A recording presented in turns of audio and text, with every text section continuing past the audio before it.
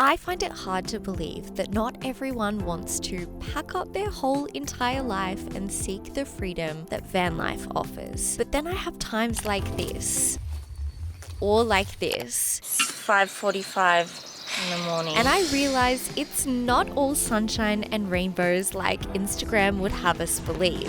Van life is tough, wild, exhilarating, and a little messy. And that's okay that not everyone sees this kind of life as liberating. I'm often reminded that if we were all the same, life would be pretty boring. Hey, I'm Abby, and these are my mid-20s. Welcome to me trying to navigate life. Recently, I've been seeing the sights of the Great Ocean Road. Baby, can't believe it's good. So remember how I said this in the last video? We have got some festival work just north of Sydney. Well, yeah, that's what Killian and I did. Built the entire tent village for Lost Paradise Festival. The days were so long, we built like 530 tents in like ridiculous heat. But it was all worth it when we finally got to enjoy the festival and just ring in the new year in such an awesome way. We also had family time over Christmas. Hey, Nan. Hi. Which was just amazing. Oh, this is what I love. Oh, let's go for cherries. Yeah. From young. We got it in young, Nana. Oh, lovely. My nan is literally the cutest thing ever. Once work and Christmas and all of that wrapped up, we hit the road. The most random petrol diesel station thing ever. At this point, we still felt like such green van lifers. In the last video, you saw our first adventure. So everything was still so new and exciting to us at this point, including diesel stations. Actually can't believe that we're going to Harris Farm again. Like, I didn't expect To be home again. Never in my wildest dreams did I imagine myself provisioning for our trip in the largest Harris Farm in the whole world, which just so happened to be situated in Albury. Of all the places it could possibly be, Albury? Anyway, we took full advantage of this and stocked up on all our favourite goodies for the following week before we headed to the most picturesque camp spot. On the banks of the Murray River is where we found ourselves on the first night of the trip. The best part? These views all for free. Truly stunning and the most perfect place to relax after such a long day of driving. My gosh, baby. Great camping spot choosing. Yeah. We only scraped the top of our car once. Do you see any damage? It's sometimes hard to like remember that you're pretty high. You can't clear all of the clearances. You know those underground parkings and they have like a height limit. We just like sort of nicked the top of our van, and when we realized we were just able to like reverse and no further damage happened, which is good. Oh my god, the cows are having a bath. This camping spot is the best. Everywhere like this, they're gonna absorb the oil and If I could lose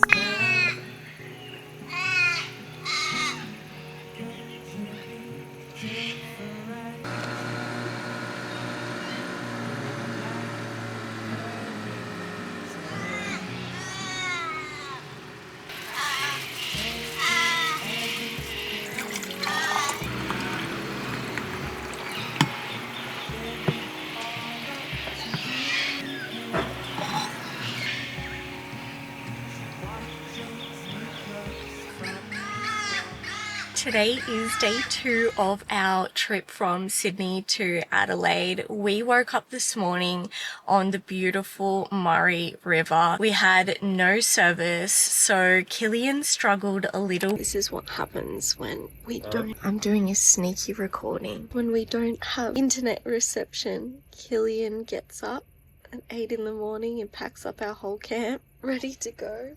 a little sneakster. But it was just so nice to just wake up in nature, to hear the birds, to see the ducks foraging, the cows grazing. It was truly picturesque. Our mission today is, first up, find a pharmacy. I injured my back about 3 days ago now, and my back. Oh my god, I feel like I'm dying. Oh, my back hurts so bad. I am struggling so much to walk and move and sit in the car. I've never had an injury like this, so we need to potentially see a physio if that's even possible. These sort of small inconveniences seem kind of hard to deal with so far on the road. Come on, fuckers, let's go. Oh, baby. That's so cute. The first couple of days were really heavy driving days, and we found ourselves passing through farmland, which was actually quite interesting to see, and something I feel like you're so far removed from living in the city. Phoebe and my back were put to the test on corrugated roads, and we questioned all of Karen's life decisions. We passed the time with Killian by having French lessons, and yes, I'm holding on to that English twang for dear life, okay? There. That little cutie is going to fix it back. Don't be shy, get in. So here's the verdict from the physio. I have strained the muscles in my back. She's taped my Nappies! and given me some exercises to do. I have to go to the pharmacy to pick up some heat packs and some anti-inflammatories. I am just so relieved that it's not disc related. I feel like I can breathe again, like just knowing that it is gonna get better. She said over the next maybe 4 days or so it'll start to feel slowly normal again, but she said no lifting or doing anything too strenuous for 4 weeks. I feel like massive crisis averted there. I just feel so relieved. We're just being what we're made of. And it comes out in the quiet. Between the times we speak, between the times we Holmes. Whoa, it smells too much. Don't hurt my back.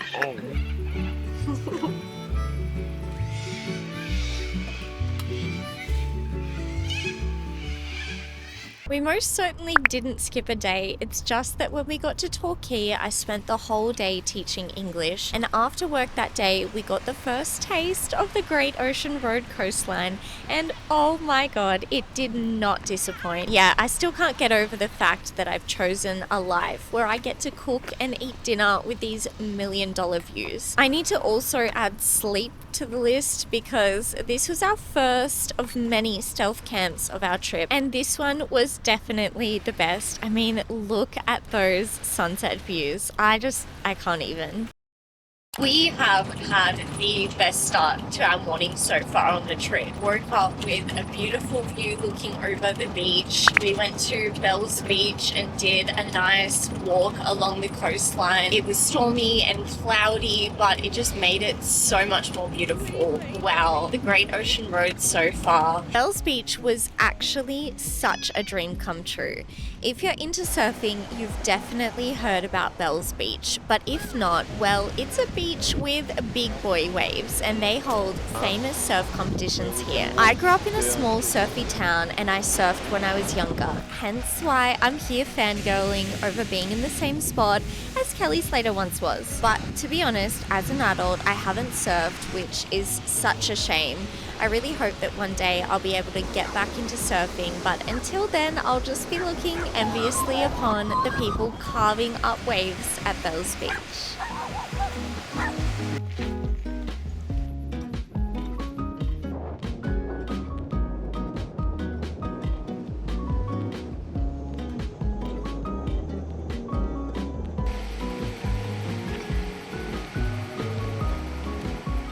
I feel like it's just one of those mornings where I'm like, oh my god, this is literally my life. It's so nice, the break between working and traveling. I've just never felt this relaxed, I think, in my whole adult life. Oh, it's amazing. This is what we're living for. The rest of the day was pretty gloomy, but we tried to make the most of it and stopped every chance we had and just soldiered on in the rain. That meant we checked out a local market and ate a giant spring roll. It was so giant it didn't fully fit into my mouth. Back on the road, there was a surprising amount of traffic, even with the rain, but we were traveling in high season, so I guess that was to be expected. We stopped off at a lighthouse that looked pretty cool, but I don't know, is it just me, or like, what is all the hype about lighthouses? Aside from the fact that I'm thrown back to that show, Round the Twist, was that the one? That was all the hype when I was a kid. Okay, but to be fair, the views were pretty amazing.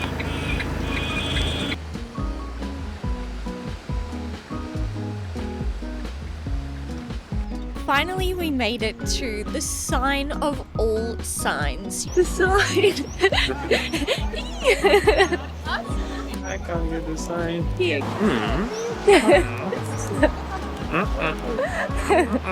There it is, there it is.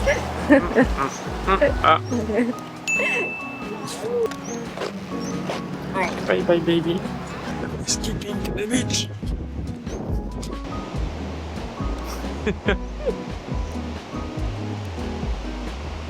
Wow! It's giant. This is the little lighthouse we were to before. Just there. Right there.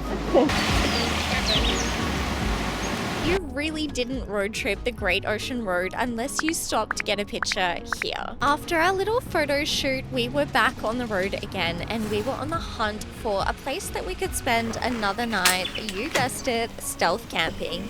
And let me tell you, this place did not Cheers, disappoint. baby. Yeah, you should do it.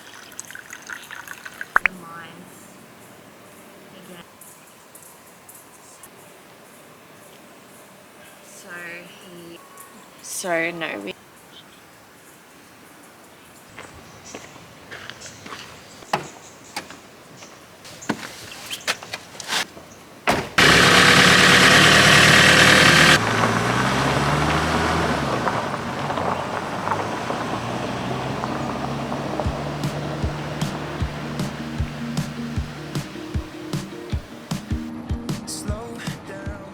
I just saw my first ever wild koala, and I didn't just see one, I saw 3. Oh my god, they just look so small and so cute, and one's just like sleeping and you can see that the tree's just like its little lounge. They're just so cute. I just feel so wow. There's another one! Baby! Oh. Wait, what? Hold on. Oh, it's the same one. Whatever. Oh my god. That is just so epic. I literally can't believe it. Babe! We just saw 3 koalas in the wild. Yeah, finally. Trip made. Like, nothing else needs to happen now, right? Aside from seeing koalas, which was just the cherry on top of this day, the sun had finally graced us with its presence. That meant we got a day full of exploring the beaches in the sunshine and happiness. It was truly glorious, except for the fact that Oh my god, there's so many. And this is the reality of eating lunch outside in Australia, in summer at least. Drop my eggs because of these bitches. You son of a fly. Ta mère la mouche now.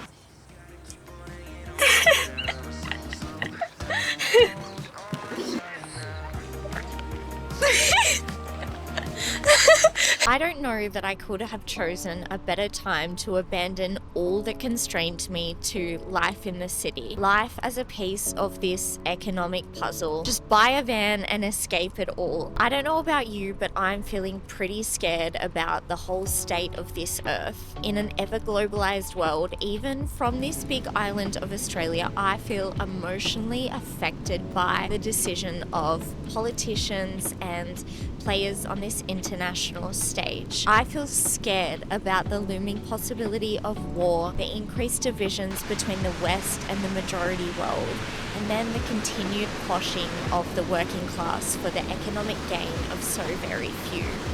The fact that I can free camp just about anywhere, that I have all the electricity that I could ever need from my solar panels, means that I can live totally off-grid for as long as my 85-litre water tank lasts me. It gives me great comfort feeling that I'm totally free, that I don't have to go to a monotonous office job that pays me peanuts, the peanuts that I have to spend majority of on the fact that I'm alive, the rent, the bills, the food, with very little left over to either have some fun or try to save for a better future. While the problems of the world don't entirely vanish, the stress and the burdens of them have reduced so significantly. It's like I can, to some extent, block out the rest of the world when I'm living off-grid like this, and the privilege I have to be able to think and say that is certainly not lost on me. If you feel anxious about life right now, you are not alone. Maybe that can provide some kind of comfort. Give me your best look.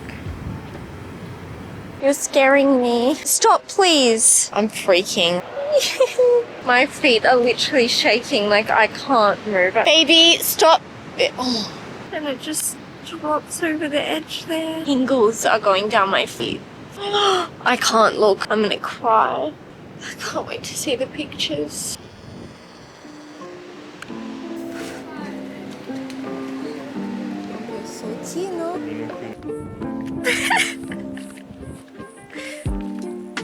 Close the door, quickly, close the door.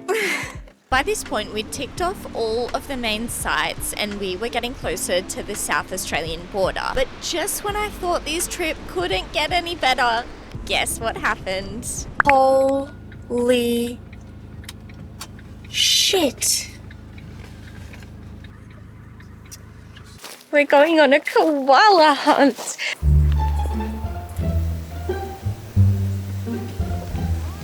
Oh my god. It looks like it's just looking down on us, but it's so high up in the tree. It's like this little blob there that the camera just can't even see it. God, they camouflage so well.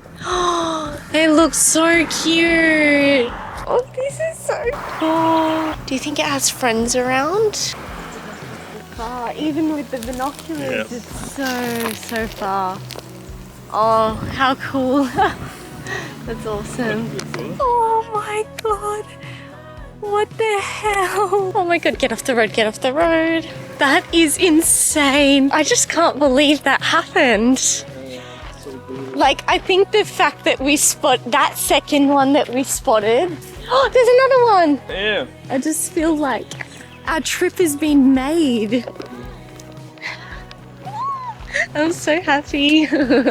And even though we've already seen 3, like, you just can't stop looking in the trees. You're like, I want more. For me, the fact that they carry chlamydia is like the sign that when there's one, there's more. On this trip so far, we've seen 6 koalas.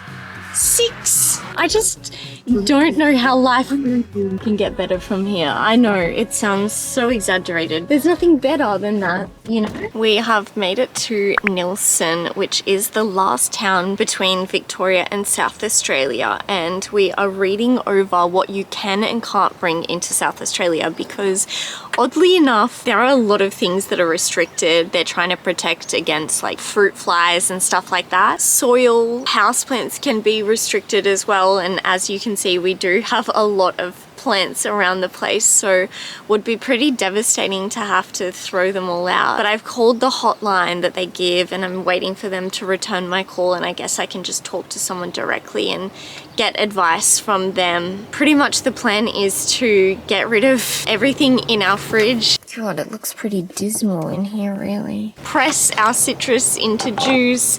Just make sure everything's clear because we really don't want to risk getting a fine. I've heard the fines are pretty fat for quarantine related offences. We're gonna be straighty 180 and follow the rules in this situation. So she said that we can bring everything in. It has to be commercial potting mix. The inspectors will probably look at our vehicle. She said that the fines are directed at fruit fly, so if you bring any fruit in, then you'll get a fine directly. Like, they don't tolerate this at all.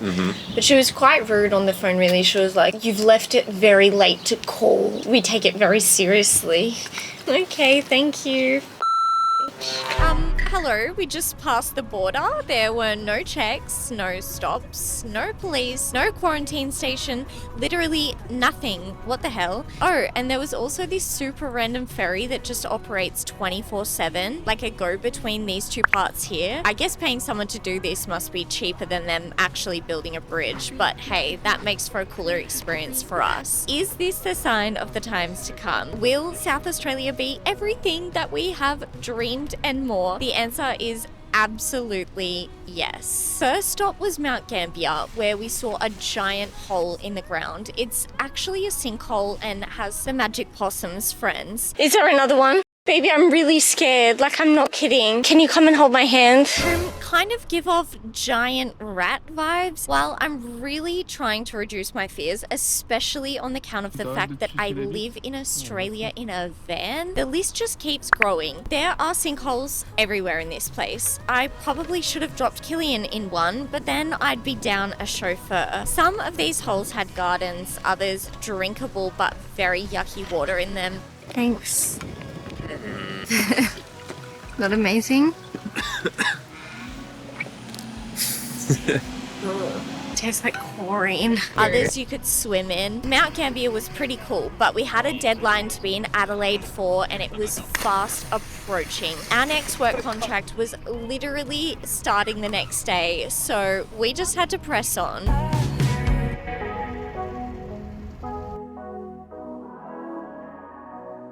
We spent the last night stealth camping at a beach in Robe Teen time. and devouring the most delicious fish and chips of my whole entire life. Van life and fish and chips, they just go hand in hand so perfectly. Awesome. Thank you. This is insane.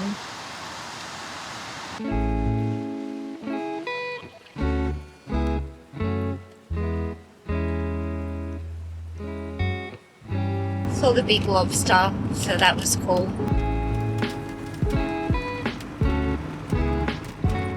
Doesn't sound like that cool. We saw a little big lobster. That was cool. 10 out of 10 would recommend buying a van and traveling around Australia. It would mean the absolute world to me if you subscribe to my channel and followed along on all these adventures. There are so many more to come. How are you feeling, baby? Seen it? Yeah. Look at you with your shirt out like that. We're not in bloody Bali. Bees are active in this area, baby. Be careful. Oh, stop it. Oh, I thought something bad happened. I thought it was a bird.